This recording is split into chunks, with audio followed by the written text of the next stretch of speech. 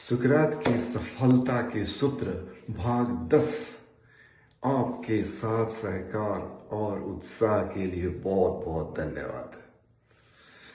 आज मैं मेरी जिंदगी का सर्वश्रेष्ठ उदाहरण आपके सामने प्रस्तुत कर रहा हूं, जिसे आप सुनकर हो सके तो याद रखें और जिंदगी में अवश्य अपनाएं। ऑफिस से छूटकर मैं सीधा पहुंचा एक सेमिनार हॉल में, जहां पर लोगों को कैसे खुश करना उसके ऊपर 2 घंटे का सेमिनार था। सेमिनार पूरा करने के बाद मैं अपने घर की तरफ रवाना हुआ, तब याद आया मैंने मेरी पत्नी को कहना तो भूल ही गया था कि मैं आज देर से आऊंगा। घर पर पहुंचा तो मेरी पत्नी डाइनिंग टेबल पर मेरा इंतजार कर रही थी। गुस्से में वो उबले हुए पानी में अंडे की तरह गर्म हो रही थी, भूख से बेचैन, थकी हारी। वह इस तरह से बैठी थी जैसे ऐसा लग रहा था कि अभी मुझ पर टूट पड़ेगी। मैंने सेमिनार में बताए हुए जवाबों का यहां पर प्रयोग किया। मैं भूल गया कि मुझे पहले पूछना था मेरी पत्नी को कि तुम क्यों इतने गुस्से में हो। उसकी जगह मैं टेबल पर रखी सब्जी की तारीफ करने लगा। मैंने शुरुआत की, अरे वाह कितनी सुंदर डिश है।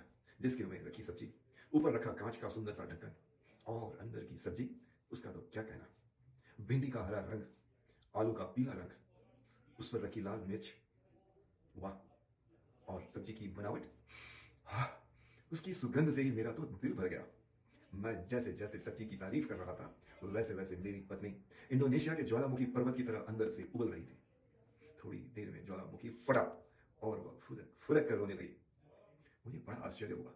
मैं धीरे से उसके पास पहुंचा, उसका दाहिना हाथ दोनों हाथों के बीच में लेकर उसकी आंखों में आंखें मिलाकर मैंने पूछा, भगवान इतना गुस्सा क्यों कर रही हो। इतना सुनते ही वह और ज्यादा रोने लगी। थोड़ी देर मैंने रोने दिया, वह शांत हो गई, तब मुझसे कहती है, दिनेश शादी को हमारे इतने साल हो गए,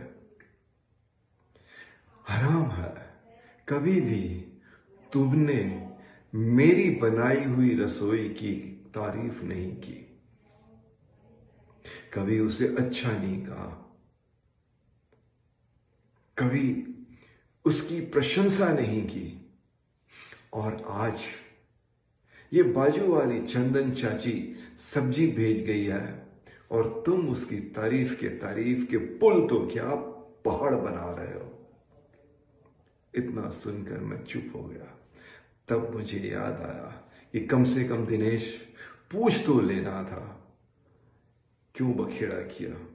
तो देखा आपने, एक छोटी सी मेरी गलती, अगर मैंने शुरुआत में ही पूछ लिया होता तो मेरा क्या जाता। आप याद रखिएगा,